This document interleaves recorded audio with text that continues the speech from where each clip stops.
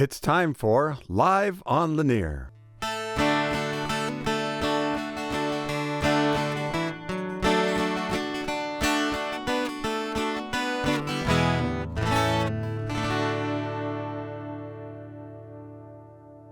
Welcome to Live on Lanier, a monthly podcast brought to you by the Lake Lanier Association. For the first time ever, the LLA is polling all of its members for input on changes they want to see to the Shoreline Management Plan. The Shoreline Management Plan, also known as the SMP, specifies the rules and regulations that apply to all residential docks here on Lake Lanier. The Lake Lanier Association's SMP survey is your big chance to have some meaningful input into the Corps' decision-making process on this vital document. LLA Board Member and Vice President Clyde Morris, the architect of the SMP survey, is our guest this month to discuss both how it works and how important it is to all users of Lake Lanier. The survey is now open, and we are accepting feedback through an online system that will facilitate our tabulating all the suggestions and counting how many people are in favor of each. The SMP survey is available to all Lake Lanier Association members. For current members, there is a member portal login. For all others, please click Become a Member, and once you join, you'll have access to the member portal and its login. You'll find it all at lakelanier.org. Please go to the Our Work drop-down, then click on Shoreline Management Plan Survey.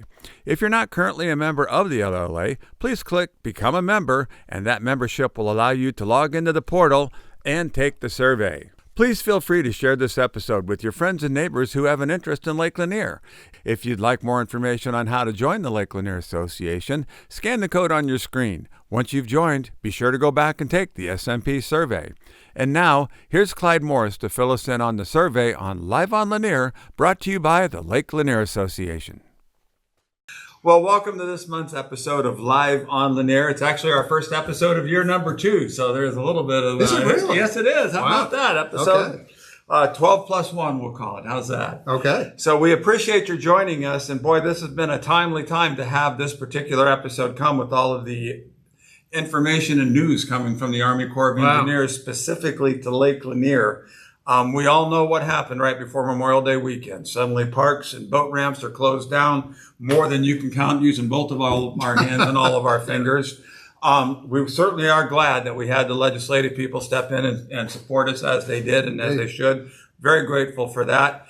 We would like you as our members and potential members to know the Lake Lanier Association voice has also been a part of this conversation since it started. Sure. Yeah, we've been in contact with the Corps of Engineers, and we will continue to be in contact with them about it. But it came down as a surprise to everybody, I'm just grateful that some people were able to step in and get some changes. They cut down the number of closures from 21 to 11, so they reduced that by 10. And all the boat ramps were supposed to have remained open. So that was a big help to alleviate all the impact of that sudden closure order that came through. Yeah. Right. And just so our listeners know, we will have our guests back from the Corps of Engineers when the dust is settled and they've had their people released from the higher ups that aren't located in our local office to speak openly about what had taken place. We'll have them sitting here at the desk with us and get a little bit better explanation. But on behalf of all of us, thank you for being so engaged with them for so many years that we have that ability to get into conversation as soon as the announcement was made. Yep. Well, we say that we've been around since 1966. And we know a thing or two about the lake. There you go. We really do. There you go. Well, and that segues right into what we were going to talk about today anyway, and that is some of the things that haven't changed in a long time that we're hoping to change through an amendment to the Shoreline Management Plan. Absolutely. Every lake operates under its own standalone Shoreline Management Plan. That's why you see differences between Hartwell and Lanier and Altoona and Lanier. Lanier has its own plan, and ours has gotten pretty old and outdated over the years. Yeah, it's kind of long in the tooth. 2004 since the plan itself was put forward. They've had, I think, 5 revisions to it, addenda to it over the years, but those were relatively minor. So it's been a long time since there was a public feedback to the Corps about what the SMP should have in it or what it shouldn't have in it. And I'm going to circle back one time because I just don't want this to be missed. This is why we really need everyone's help and support, starting with joining the Lake Lanier Association. Even if you join at the least expensive level we have or the most expensive level that we had, your voice matters, and it matters to us, and it matters to the Corps because we have their ear. That's right. So what we can do is take all of your voices, group them together, and be listened to when we're sitting down at the table or having these conversations. That's exactly right. Yeah, the more people who take this survey, the more impact it will have. You can imagine the numbers are real simple. If only 10 people take the survey, which is not going to be the case, but if only 10 people took it, the Corps would probably not pay any attention to it at all. But if 10,000 people take it, then they will take it very seriously. So we need your help. We need for you to take the survey. And if you're not a member, join up and help us with this. We'll help you. Go to lakelanier.org, lakelanier.org. All the information on the survey, all the information on how to become a member. If you're a business owner in any one of the counties that surrounds the lake and you get a benefit from the lake, please jump in there and learn how to join us as a business partner as well. Yeah. We need support now as much as we've ever needed it in our history because we are diving into the shoreline management plan and we're ready to start taking our members' input. Yep. And with that, I think we can dive into the shoreline management plan survey. Here we go, which folks. has been out there now with membership for a couple of weeks, and I believe today, this evening, we will actually be rolling it out to non-members. So Terrific. Now, you need to do this on your computer. It doesn't work on a smartphone, so be sure to sit down at your computer. Give yourself a little time and energy. The first time I went through it, I was really impressed with how comprehensive it is and how many different areas people had the opportunity to provide input for. Well, thank you. It's there are 47 categories in all, and the way it's set up is it is just a set of categories to help us organize the results. There are no yes or no questions. There are no multiple choice. This is something where each person who takes the survey has to go in and actually create what they want their comment to be about any area that they want to comment about. And there are no restrictions about what you comment on either. But we put the categories out there to help serve as a memory kick to help you think of things that you may have issues that you want to address with the Corps. But let me also add this while I'm talking about it. The way the survey is set up technically is that you can go back in and change your answers right up until Labor Day. This survey is going to stay open until Labor Day, through Labor Day, in fact. And you can go in and you can change your answer, so you can add to it, you can delete it, you can change it any way that you want. So you can make it just exactly what you want, and you don't have to do the whole thing at one time if there are a lot of categories that you want to comment on. Sure. As a matter of fact, you don't even have to do the whole thing. You can take your target categories that mean the most to you or you're most passionate about and put your energy into those. Well, and that's exactly what you should do. You should not go in and try to answer all the categories because they're not all going to be something that you want to comment on. So what you want to do is you want to go through the entire survey and look at the categories just to see what's there, and then go in and choose the ones that you have an issue with and comment on them. But don't try to comment on all the categories. There have actually been some people who have tried to go in and do that, but it's obvious from the comments that they put in that they're not really trying to comment on all the categories because they'll say things like, I don't really understand what the issue might be here or what this means. Sure. And you don't have to say that. If you or telling the Corps to lighten up. Yeah, I suggested that Kirby go back in and change his answer on that one. We were doing a test run at that point in time. You will be very impressed with all of the categories that are on there. And for different people, they're different things. For some people, it's dock boxes. For some people, it's flags. For some people, it's trees. So where's your passion? What did you get hit on your last Corps of Engineers inspection on that you felt like this is kind of silly? Yep. You know, what is going on here? So interestingly, our most popular category that's been commented on is dock boxes. People do not like being restricted to having one dock box on their dock. And we've got about 40 people so far who have commented on that particular category. So if you're a dock box lover and you want more dock boxes, go into the survey and let us know that. If you think one is plenty, let us know that too. The next most frequently commented on category was flags, believe it or not. We've had about 25 comments on flags. We've had about 25 comments on trees. Security cameras, 21. Lights, 18. Timing and communications, interesting topic. True. Yeah. A lot of people are having a hard time with the Corps not responding or not getting back to them about their dock applications, their permit applications, or whatever an issue may be with the Corps. And I'll give you some examples of that a little bit later on. But Sure. That's been a big one too. Overhangs, pathways. Interestingly, abandoned or derelict boats has gotten 16 comments, and abandoned or derelict docks, as opposed to boats, has gotten 15 comments. Sure. All of which is quite interesting, and I'm going to try and hit on one of those when we get there later. The one category that I thought we would get more comments on that we haven't so far is regarding walkways or fingers, which are the 2-foot wide platforms on your dock that separate your slips, which the Corps has been issuing a lot of notices to people telling them that they had to block those off because they are not safe and they're not allowed to use them for walking purposes. So far, we've gotten only 3 comments on that. They've all said the same thing. Yeah. And you can guess what that is.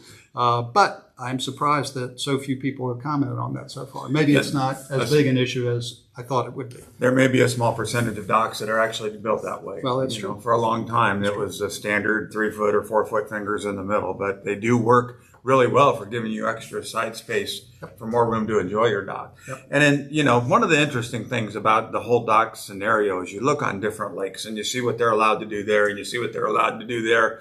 And you say, why can't we do it here? And then striking that balance. But the original intent when it was thrown out to the public was not to recreate on your dock. It was to park your boat and go out on the lake. And that was about it. And actually, we spend more time with our grandchildren swimming at our own dock because that's where we're the safest. I turn the electricity off every time we go down, by the way. But we spend most of our lake time at our dock compared to the time we literally spend on the boat on the lake. And I just think that's the evolution of recreation on Lake Lanier. 12.5 million visitors annually. It's kind of nice just to stay in your own front yard when you can. Yeah, that's right. Right. I agree with you. So some of the other comments, and we need to be fair here. We're not going to be able to direct the Corps of Engineers. Here's what you're going to do. But we are going to be able to give them the valuable input and feedback, which gives us a better chance at being successful at all of the areas that people take the time to comment on. Yeah, and we'll go beyond just giving them a report, too. We will advocate for the changes that our membership wants. So if we get a lot of people who, for instance, want more dock boxes, we're not just going to give a report to the Corps that we have so X number of people who want more dock boxes. We will actually go and engage the Corps and try to advocate for getting that change into the SMP. So this is going to be an active process for us for a long time into the future. It's not just a one and done. We're not just going to compile the numbers and do a quick report and send it over to the Corps and then leave it at that. So if you are concerned about getting some changes and you're serious about them, this is the way you do it. We're going to have more ability to convince the Corps to make changes than any individual probably would on their own. So one of the things I really love about how the survey flows, too, is you don't have to save every single issue. As a matter of fact, you don't have to save it all. I believe once you put your comments in there, they save to the database automatically. They do. Now, there is a button on there that says Survey Complete. And you're welcome to hit that. But quite honestly, it's a dummy button. It's there to make people think that their survey has been saved. It actually has been saved already. As soon as you finish typing it in, it's been saved. So if you forget to hit the Survey Complete button, don't worry about it. Your survey has been saved anyway. That was his polite way of saying it's not a Kirby button, but really it is. So what other really interesting responses and unanticipated things have we been seeing coming back from those early survey filler-outers. Well, one thing I wanted to go back to just real quick is to just ask people to be real careful, to be clear when they write their comments. Some people, I think, probably have rushed their responses, which they don't need to do because you've got until Labor Day. But for instance, one person wrote the word attenuators in as their comment with no explanation. I don't know what that means. So, that comment probably isn't going to get a lot of consideration, which would be unfortunate if it's something that's important to that person. Another person wrote, absolutely not, and don't build them under the heading of land-based shoreline facilities. Now, I'm pretty sure that this person was not recommending that nobody build land-based facilities because, people have steps and we have pathways and things like that. But that's literally what it sounds like she was saying. So again, it's probably a good idea to go back and check your work later on when you have, ample time and make sure that what you have put down is actually what you meant to say. Sure. Make sure we understand what you're trying to tell us. I did on my second time through, I had the thought, I would love to have a dock box up by my steps. And that would not clutter the dock. It would not cause any safety issues on the dock. It certainly wouldn't change the appearance or the aesthetics up and down of how it all appears from the lake or from land. Seems like a nice, safe place to keep the stuff I clean my boat with, or a couple extra life jackets or a swim toy or whatever the case might be. So when you take the time to slow down, and the second time through is when I said, oh, let me put a dock box somewhere else, and then I said, well, how about here? Because this won't be interfering, and a little more of an explanation so that we know what it is you're really thinking. And sometimes the light bulb just goes on. If 10 people are thinking it, we know we've got a new thing to address here. Let's make sure we're advocating for it. There you go. All right. So I thought it might be interesting to cover a few of what I thought were the more interesting comments that people had made in the survey. One of them, and I'm going to quote this, why does the Corps change items that have been inspected and permitted in the past to violations on permit renewals after they've been in place for 10 to 20 years? I have often wondered that exact same thing myself. A lot of people would tell you that, there have been multiple permits that have been issued over the years, over the decades, allowing whatever that particular thing is. And now all of a sudden the Corps is coming back and saying, well, wait a minute, that thing that you've been doing for the last 20 years, you can't do that anymore. And, I can understand why people would get perturbed about that a little bit. Here's another one. This person says, I believe the number of electrical outlets on docks is restricted. This causes people to use extension cords and power strips to accommodate their electrical needs.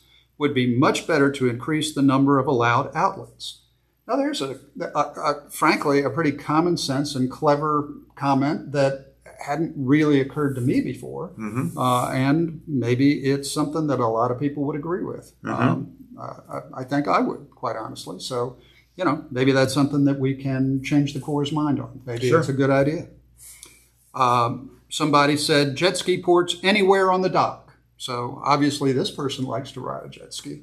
And the issue there is whether or not you can only put the jet ski on the landward side of the dock, or if you should be able to put it on the side of your dock, or even, I suppose, out on the lake side. But in any event, if that's important to you, if you're a jet ski rider, go out on the survey and make a comment about it. Here's another one. I thought this was pretty interesting. Some landowners have placeholder docks at their permit site so as to increase the value of their land, which are never used or maintained. These docks are not moved when the water goes up and down and are eyesores around the lake, and we've all seen them. I propose we get rid of the need to have a dock at your permit site. That way people could continue to have increased value in their land without littering the lake with all these old abandoned docks that technically meet the COE rules. Now, that's an interesting idea that has never occurred to me in all these years. So, everybody has a different perspective on the rules and on the lake. And, a lot of them I think are going to be unique and new and maybe really useful. And that might be a good way to solve the problem of having so many old abandoned docks hanging around on the lake that are not properly maintained. Of course, there's another way to handle that too, and that is we've got more suggestions along those require lines. that people maintain their docks or lose their permits. Yeah. But in any event, it just sort of goes to show you how different people have different perspectives and how valuable they can be and how new and clever they can be, frankly. Here's another one. We, as home and dock owners on the lake, need to have a way to quickly resolve any issues before they become a major problem. If I send an email to the Corps, it sometimes takes weeks or months for a reply, and in some cases, I never receive an answer. So that sort of goes back and touches on a comment that I made a couple of minutes ago. That probably, I'm actually a little surprised that that isn't our most popular comment so far, but it could be, and maybe it will become that. I talked about the fact that I was surprised we only had 3 comments so far about walkways. Walkways and gates on fingers. And here's a comment. This is a little bit long, but hang with me. All right, this person says, by far the biggest issue for me is the gates they require for fingers on the dock that are under 38 or whatever the rule is, 38 inches. 36, I believe. It's 3 feet. Yeah, I think it's actually 4 feet. I think if it's if it's under 4 feet, then it's blocked off. I'm very frustrated with it because we spent a ton of money on a new dock in 2018 for which we had to submit the plans to the Corps for approval. Of course, they approved 32 by 32 foot dock with one slip wider than the other, which resulted in a 2-foot middle finger. On that finger are outlets, the boat lift controls, etc. Many reasons I need to walk out on that finger. They made me put a gate up blocking the finger, presumably for safety reasons. Now, however, I must step around the gate out over open water to get to those items on the finger. Much more dangerous. Certainly not paying to have the dock lifts, outlets, etc. removed. Just dumb. So, here's a really illustrative example of something that the Corps is requiring people to do for safety reasons, and yet they've already approved the design of the dock in the past, and now it's creating a safety issue for this particular owner. It's double frustration. And they've invested quite a bit of money in building a new dock that passed the permit requirements, and suddenly they're being told just no. 7 years ago. Yes. All right. Here's another one. We should be allowed to consider our dock as an extra outdoor living space. It's our private dock. There you go, Kirby. That goes to your point of the fact that I think more people now are using their docks, or they're using their docks more often than they are their boats. Sure. And I know that's certainly been the case for me and my family, actually for the 25 years that we've had a house on the lake. So I'm with you right there on that one, man. People end up having to make difficult choices to reducing it to one boat slip to have enough deck space to be able to recreate on the dock. Right. Otherwise, you're just getting on and off the boat, and there's really not a lot of room to do much more. Yep. All right, here's a good one.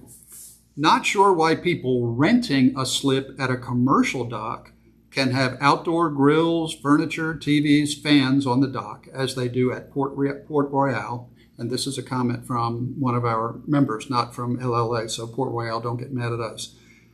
But people owning a private dock cannot do these things. So somebody who rents a commercial dock apparently is allowed to have grills and furniture and TVs and fans, but people who own a private dock cannot do those things.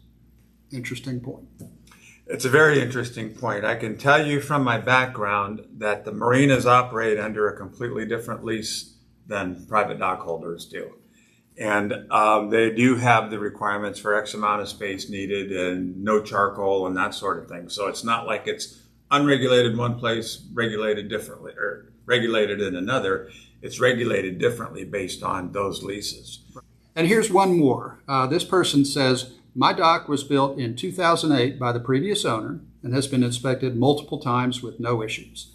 I even provided satellite images from the Forsyth County Tax Commissioner's website going back to 2008, showing that the dock has been this way since that time. Now the Corps wants the overhanging steps removed when I did not build the dock. So one more example of how a dock has been approved for years, and now the Corps is saying, wait a minute, we no longer approve that, even though no change has been made to the dock. Sure. just another example of something that somebody, and probably a lot of people, have an issue with. And we need for you, if you've got that issue or any other issue, we need for you to go out there and take that survey and help us to help you to get the changes done that you are interested in. Once again, all of this lives on lakelanier.org, lakelanier.org.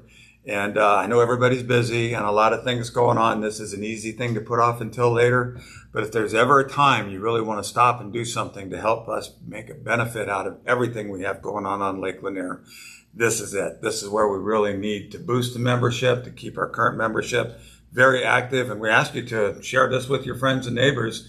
Anybody who has interest in recreating on Lake Lanier, particularly those with their docks on Lake Lanier, this is the chance to have your voice literally be heard. That's right. This is your chance to have us help you with what you want done. Exactly. And we know we're going to hear about funding. We know we're going to hear a lot back from the Corps when we get to the table, and we're not going to go away.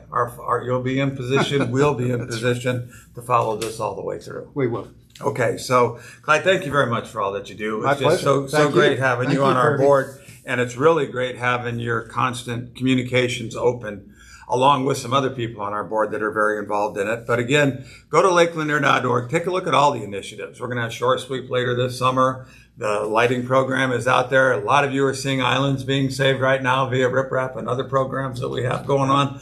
This isn't the only reason to join, but this is a great reason to go ahead and join or renew right now. So thank you very much. Y'all have a great, safe summer. Yeah. Thanks for joining us for Live on Lanier, brought to you by the Lake Lanier Association. Please feel free to share this podcast with your lake friends and neighbors. All previous episodes and even more lake-related videos are available on the Lake Lanier Association YouTube channel. We'd love to have your support as a member of the LLA. For more information on how to join and our various programs, just go to lakelanier.org. That's lakelanier.org. Be sure to join us next month for Live on Lanier.